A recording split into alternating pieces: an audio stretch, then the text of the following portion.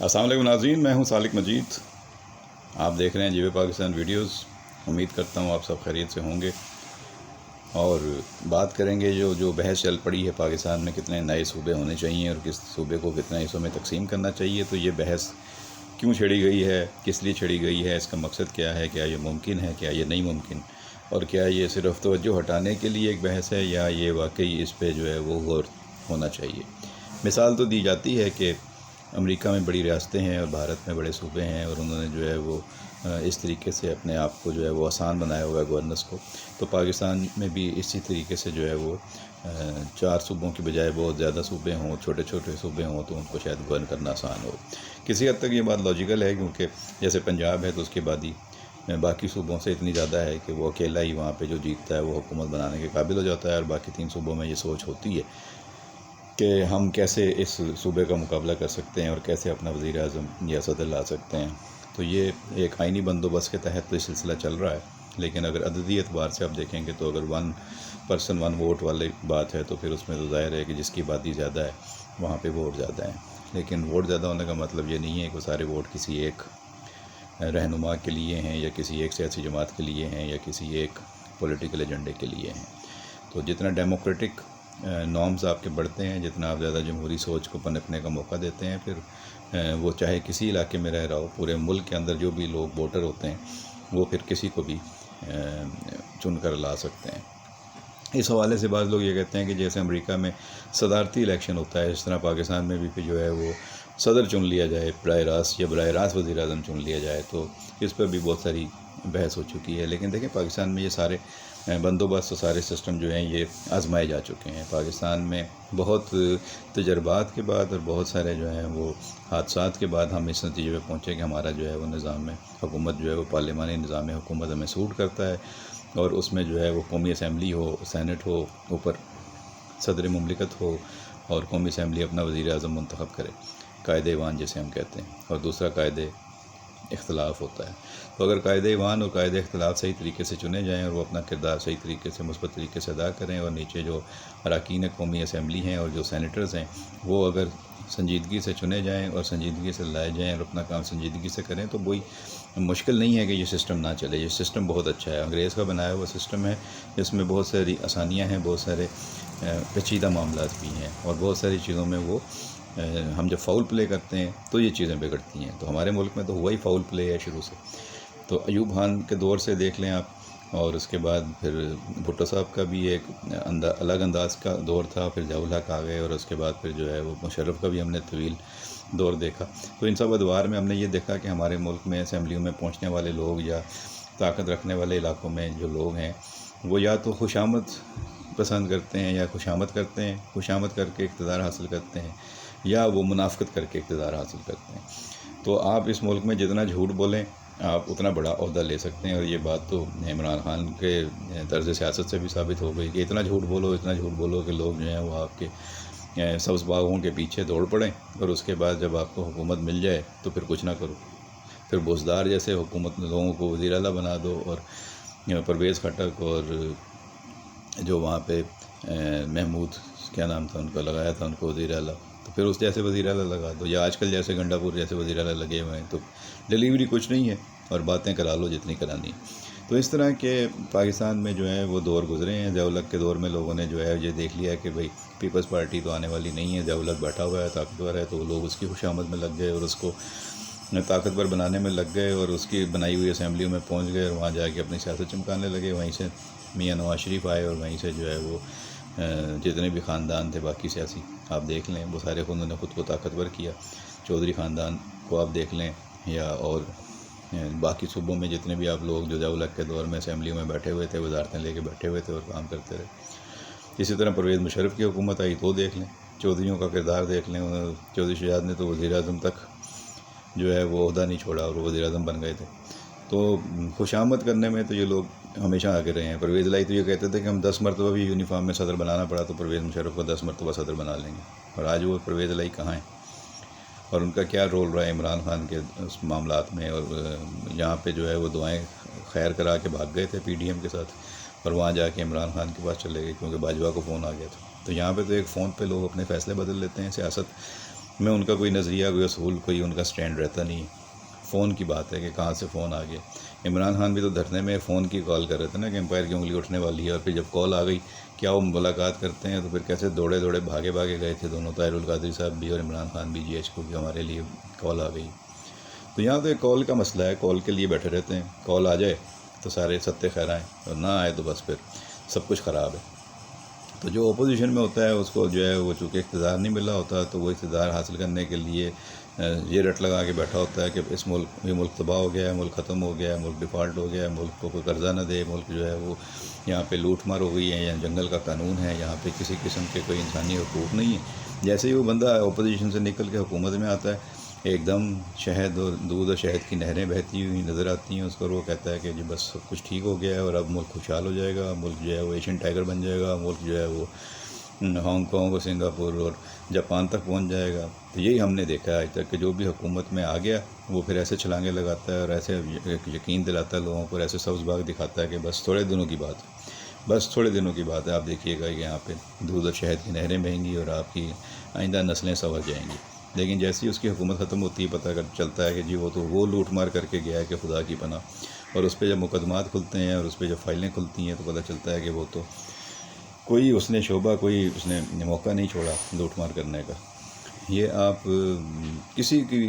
دور کی حکومت بھی دیکھ لیں، ٹھیک ہے، جانے کے بعد اس کے خلاف جو سیاسی انتقام ہوتا ہے، سیاسی مخالفت ہوتی ہے، اس میں بھی بہت سارے پروپیگنڈا، جھوٹ کی بنیاد پہ کیسز بنتے ہیں، لیکن سارے کیسز تو جھوٹ پہ نہیں ہوتے۔ ہر ان کا طرز زندگی آپ دیکھ لیں، یہ جتنے ہمارے حکمران ہیں یا رہے ہیں، ان سب کا جو ہے وہ آمدن سے بڑھ کر ان کا طرز زندگی ہے، تو یہ سب تو ویسے ہی نیب کے کیسوں میں اندر ہو جائیں، اور ان کو تو صحیح معنوں میں جو ہے وہ اگر احتساب کر لیا جائے تو ان کو جواب دینا مشکل ہو جائے۔ لیکن یہ کبھی نیب کی زد میں آتے بھی ہیں تو وہاں سے عدالتوں کے ذریعے نکل جاتے ہیں، کبھی عدالتوں کی زد میں آتے ہیں تو یہ ڈیل ویل کر لیتے ہیں فوج کے ساتھ یا اسٹیبلشمنٹ کے ساتھ، یا ملک سے باہر چلے جاتے ہیں یا پھر واپس آ جاتے ہیں۔ تو یہ تو سلسلہ اس ملک میں ہے اور چلتا رہا ہے اور چلتا رہے گا، یہ کوئی اس میں بڑی بات نہیں ہے۔ بات صوبوں سے شروع ہوئی تھی، تو جب اس ملک میں آپ کینال نہیں بنا سکے، ابھی آپ نے کینال بنانے کی بات کی تھی اور پورا جو ہے وہ اس کے خلاف مظاہرے شروع ہو گئے تھے، اور آپ کہتے ہیں کہ صدر مملکت نے اجازت دی تھی، تو صدر مملکت نے تو آ کے پارلیمنٹ کے مشترکہ اجلاس میں خطاب کر دیا کہ لوگوں کی خواہش کے برعکس فیصلے نہیں ہونے چاہیے، اور وہی ہوا اور آپ کو واپس لینا پڑا۔ تو یہ کینال والا شور بھی اس لیے مچایا گیا تھا کہ کچھ عرصہ جو ہے وہ چیزیں ڈائیورٹ ہو جائیں، اور سندھ والے جتنے بھی اپوزیشن کی پارٹیاں تھیں، کانگریس جماعتیں تھیں، وہ سمجھ رہی تھیں کہ اس ایشو پہ آصف زرداری اور پیپلز پارٹی کی حکومت جو ہے وہ لپیٹ دی جائے گی اور یہ سکڑ جائیں گی اور عوام ان کا جو ہے وہ بوریا بستر گول کر دیں گے۔ لیکن انہوں نے کمال مہارت سے اس معاملے کو جو ہے وہ پہلے طول دیا، پھر اس کو جو ہے وہ ہینڈل کیا، اور اسی پہ جو ہے وہ سیاست کر کے اس کا کریڈٹ بھی خود بلاول بھٹو نے اور آصف زرداری نے لے لیا کہ جی ہم نے دیکھیں کینال نہیں بننے دی اور ہم نے سندھ کا پانی کا ایک قطرہ بھی کسی کو نہیں لینے دیا۔ تو یہ سیاست میں الجھائے رکھتے ہیں، اور جو بہت سارے جو سندھ کے دانشور ہیں، صحافی ہیں، وہ بھی اب یہ باتیں کرتے ہیں کہ جی یہ تو ایک مکمکا ہوا ہے، ڈیل ہوئی ہے کہ پنجاب اور سندھ کے درمیان۔ اس دن میں سن رہا تھا ویڈیو میں بتا رہے تھے، سندھ ہائی کورٹ کے ایک سابق چیف جسٹس کے فرزند ہیں اور وہ خود بھی بیرسٹر ہیں، وہ کہہ رہے تھے کہ بھائی جب بھی ہائی کورٹ میں سندھ میں اور پنجاب میں ججز لگانے کی باری آتی ہے، موقع آتا ہے، تو یہ پنجاب اور سندھ کے سیاستدانوں نے فیصلہ کر رکھا ہے کہ بھائی ادھر تم ہمارے لوگوں کو مخالفت نہیں کرنا، ادھر ہم تمہارے لوگوں کو مخالفت نہیں کریں گے۔ تو اس طرح پیپلز پارٹی بھی اپنے وکلا کو جج بنانے میں کامیاب ہو جاتی ہے سندھ میں، اور پنجاب میں نون لیگ بھی اپنے وکلا کو جج بنانے میں کامیاب ہو جاتی ہے۔ اس سے پہلے PTI نے بھی اسی طرح اپنے جج لگائے، اور KPK میں بھی یہی کچھ ہوا، اور بلوچستان میں بھی یہی کچھ ہوتا ہے۔ تو مکمکا تو ہر جگہ پہ نظر آتا ہے کہ یہ لوگ جو ہیں وہ کس طریقے سے جوڈیشل کمیشن میں اور وہاں پہ جو آئینی معاملات ہوتے ہیں اس میں اپنے وکلا کے ذریعے، آئینی اور قانونی ماہرین کے ذریعے جو ووٹنگ کراتے ہیں، تو اس میں بار کے وکلا جو ہوتے ہیں وہ کیا رول پلے کرتے ہیں۔ اور بار اگر آپ دیکھ لیں کہ پچھلے 10 سال میں ان مختلف سیاسی جماعتوں نے ان بار کونسلز کو اور بار ایسوسیشنز کو کتنے فنڈ دیے ہیں، تو آپ کو خود ہی اندازہ ہو جائے گا کہ یہ فنڈز کیوں دیے جاتے ہیں۔ اور یہ کروڑوں روپے جو وکلا کو، بارس ایسوسیشنز کو، کونسلوں کو دیے گئے ہیں، تو ان کو اپنی مٹھی میں کرنے کے لیے دیے گئے ہیں، اور ان سے پھر ایک دن رزلٹ لینا ہوتا ہے، اور وہ رزلٹ ہم نے کئی دفعہ دیکھا ہے کہ انہوں نے رزلٹ اورینٹیڈ ایفرٹ کر کے دیا ہے ان سیاسی جماعتوں کو، جنہوں نے ان کو پیٹرنیج کی، ان کے اندر جو ہے وہ اپنے لوگ ڈالے اور ان کو جو ہے وہ عہدے دیے، کسی کو ایڈوکیٹ جنرل آفس میں جو ہے وہ لگایا ہوتا ہے، کسی کو پروسیکیوٹر جنرل آفس میں لگایا ہوتا ہے، کسی کو اٹارنی جنرل آفس میں لگایا ہوتا ہے۔ تو یہ بار کونسلوں کے وکلا اور یہ سارے جو ہیں یہ فوائد بھی اٹھاتے ہیں، اور اس کے بعد یہ سرکاری مقدمات اداروں سے جو ہے وہ اس کے وکالت بھی کرتے ہیں اور بھاری فیسیں لیتے ہیں، تو ان کی بھی سطح خیریں۔ تو یہ وکالت کا قانون جو ہے جو اس ملک کو بنایا تو ایک قانون دان نے تھا، قائد اعظم محمد علی جناح صاحب، لیکن یہ ہمارے وکلا کے قائد اعظم جیسی وکالت کرتے ہیں کہ اس کے نزدیک بھی کہیں پھٹک سکتے ہیں ان کے اصولوں کے مطابق۔ تو پہلے تو ان قانون دانوں کو اور وکلا کو بھی سوچنا چاہیے کہ بھئی قائد اعظم کے ملک میں وہ کس طرح کی وکالت کر رہے ہیں۔ تو جو اچھے وکلا ہیں ان کو بھی بدنام کرتے ہیں، اور جو لوگ جن کی پریکٹس بہت اچھی ہے، جو جج بننا نہیں چاہتے، وہ کہتے ہیں کہ بھئی ہمیں ججی نہیں چاہیے، ہمیں تو اپنی وکالت پہ ناز ہے، اور ہم وکالت سے ہی جو ہے وہ اتنا کما بھی سکتے ہیں، اور وکالت سے ہماری اتنی پریکٹس چمکتی ہے کہ ہمیں جج بننے کی کیا ضرورت ہے۔ لیکن دور حاضر میں اب یہ پتہ ہے لوگوں کو کہ بہت سارے وکلا کی وکالت چلتی ججوں کے سہارے پہ ہے، چیمبرز کے سہارے پہ چلتی ہے، یا ججوں کے ساتھ جو ہے وہ ہر جج کے ساتھ کچھ وکلا جو ہیں وہ نتھی ہوئے ہوئے ہیں، اور آپ وکلا سے جا کے پوچھ لیں، وہ آپ کو خود بتا دیں گے کہ یہ کیسز جو ہیں وہ فلاں کیس کس جج کے سامنے لگوانا ہے، فلاں جج فلاں کون سی بینچ میں کون بیٹھے گا، اور یہ کیس کس طرح ہینڈل کرنا ہے۔ تو یہ ان سب کے اپنے طریقے ہوتے ہیں۔ میں یہ نہیں کہہ رہا یہ سب کچھ آج ہو رہا ہے، یہ برسہ برس سے ہو رہا ہے، لیکن پاکستان میں ہوتا ہے۔ میرا مدعا صرف آج کا یہ ہے کہ یہ نئے صوبوں کی جو بحث جو ہے یہ پرانی ہے، اور یہ اس وقت بے وقت کی راگنی ہے، یہ کچھ نہیں ہونے والا ہے۔ پارلیمنٹ میں اور صوبوں میں آئینی ترامیم اتنی جو ہو چکی ہیں، اس کے تحت نئے صوبہ بنانا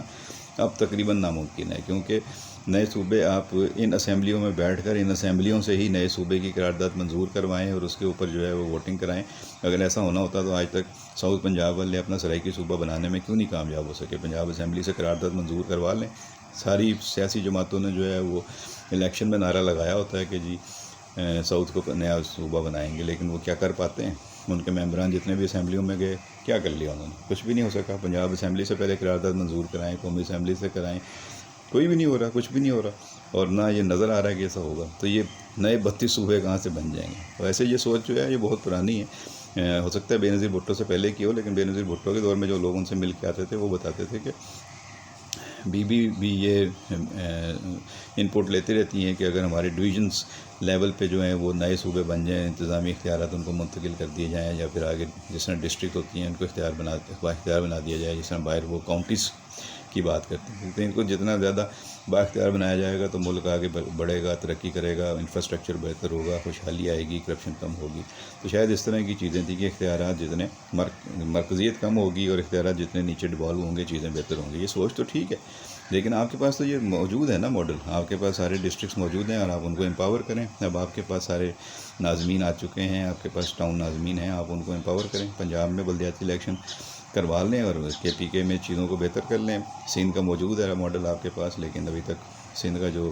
میئر سسٹم ہے وہ آپ کو ڈیلیور نہیں کر پا رہا۔ تو یہاں پہ کراچی میں حالیہ بارشوں میں آپ نے دیکھ لیا کہ سب ایک دوسرے کے اوپر الزام تراشی کر رہے ہیں، لیکن عوام کے لیے مسائل ہی مسائل ہیں۔